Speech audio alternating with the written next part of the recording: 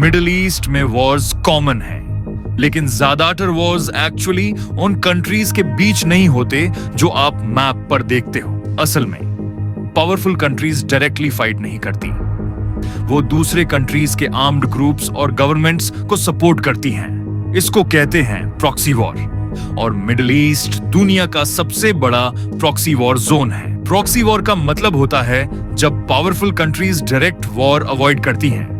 Direct war बहुत महंगा और डेंजरस होती है, इसलिए वो मनी, वेपन्स, ट्रेनिंग और इंटेलिजेंस देती हैं लोकल ग्रुप्स को। वो ग्रुप्स ग्राउंड पर फाइट करते हैं और पावरफुल कंट्रीज पीछे से कंट्रोल करती हैं। ये स्ट्रैटेजी कोल्ड वॉर के टाइम पॉपुलर हुई थी, जब यूएसए और सोवियत यूनियन एक दूसरे से डायरेक्टली लड़ना नहीं चाहते थे। आज भी मिडिल ईस्ट में वही गेम चल रहा है, पर मिडिल ईस्ट ही क्यों? इसके 4 में रीजंस हैं। पहला, ऑयल और गैस। मिडिल ईस्ट दुनिया का एनर्जी हब है। जो यहां इन्फ्लुएंस रखता है वो ग्लोबल इकोनॉमी को इंपैक्ट कर सकता है। दूसरा, location. Middle east Europe, Asia और अफ्रीका को कनेक्ट करता है। यहाँ के ट्रेड राउट्स बहुत इंपॉर्टेंट हैं। तीसरा, वीक बॉर्डर्स। वर्ल्ड वॉर 1 के बाद कॉलोनियल पावर्स ने बॉर्डर्स ड्रॉ किए बिना एथनिक और रिलीजियस डिफरेंसेस समझे। चौथा, रिलीजन। इस्लाम के अंदर सुन्नी और शिया डिवाइड ने पॉलिटिकल राइवलरी को और स्ट्रॉन्ग बना दिया। अब बात करते हैं हेमन राइवलरी की। मिडिल ईस्ट का सबसे बड़ा राइवलरी सऊदी अरेबिया और ईरान के बीच है। सऊदी अरेबिया एक सुन्नी मेजॉरिटी कंट्री है और यूनाइटेड स्टेट्स का क्लोज एलाई है। वो रीजन में अपनी लीडरशिप मेंटेन करना चाहता है। ईरान एक शिया मेजॉरिटी कंट्री है और अमेरिकन इन्फ्लुएंस को ओपोज करता है। वो अपनी पावर एलाइज के थ्रू एक्सपैंड करना चाहता है। डायरेक्ट वॉर दोनों के लिए डिजास्टर होता, इसलिए दोनों प्रॉक्सी वॉर्स के थ्रू लड़ते हैं।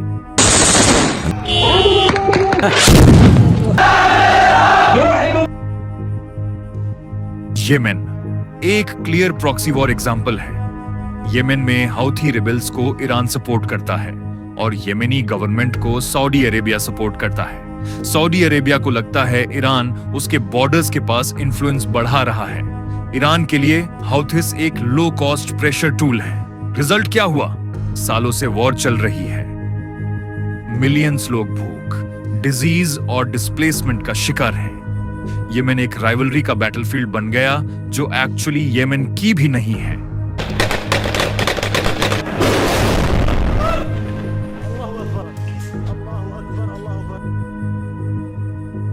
सीरिया दिखाता है कि कैसे ग्लोबल और रीजनल पावर्स एक ही जगह टकराती हैं। सीरियन गवर्नमेंट को सपोर्ट करता है रशिया, ईरान और हेजबोला।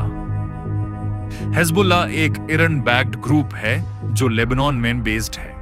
ऑपोजिशन ग्रुप्स को अलग अलग टाइम पर सपोर्ट मिला यूएसए, टर्की और गल्फ कंट्रीज से। रशिया के लिए सीरिया मिलिट्री बेसिस और ग्लोबल पावर का सिंबल है। ईरान के लिए सीरिया एक इंपॉर्टेंट लैंड रूट है अपने एलाइज तक। इस पूरी गेम में सबसे ज्यादा सफर किया सीरियन सिविलियंस ने।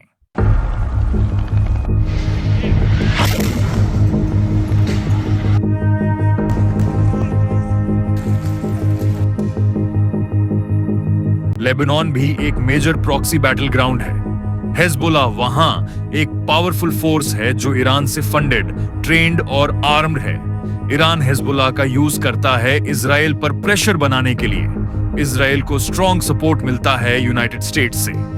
गल्फ कंट्रीज क्वाइटली उन फोर्सेस को सपोर्ट करती हैं जो ईरान के अगेंस्ट हैं। इजराइल पैलेस्टाइन कॉन्फ्लिक्ट भी इसी वाइडर प्रॉक्सी नेटवर्क का हिस्सा है। रीजनल कंट्रीज फाइट करती हैं, लेकिन ग्लोबल पावर्स फायदा उठाती हैं। यूनाइटेड स्टेट्स इन्फ्लुएंस मेंटेन करता है और वेपन्स बेचता है। रशिया मिलिट्री प्रेजेंस और लेवरेज गेन करता है। चाइना मोस्टली साइलेंट रहता है और ट्रेड और एनर्जी पर फोकस करता है। कोई भी डायरेक्ट वॉर नहीं लड़ता, लेकिन आउटकम सब कंट्रोल करते हैं। मिडिल ईस्ट वायलेंट सिर्फ रिलीजन या कल्चर की वजह से नहीं है। वो वायलेंट है क्योंकि पावरफुल कंट्रीज कोल्ड वॉर्स को हॉट लैंड पर फाइट करती हैं, जब तक प्रॉक्सी वॉर्स खत्म नहीं होते। मिडिल ईस्ट में रियल पीस सिर्फ एक ड्रीम रहेगा। अगर आपको लगता है मिडिल ईस्ट के कॉन्फ्लिक्ट्स रैंडम हैं, तो सच ये है कि ये सब हिस्ट्री और पावर पॉलिटिक्स का रिजल्ट है। और जब तक प्रॉक्सी वॉर्स चलती रहेंगी, पीस सिर्फ एक प्रॉमिस ही रहेगा। अगर आपको जियोपॉलिटिक्स सिंपल लैंग्वेज में समझना है, तो चैनल को सब्सक्राइब करें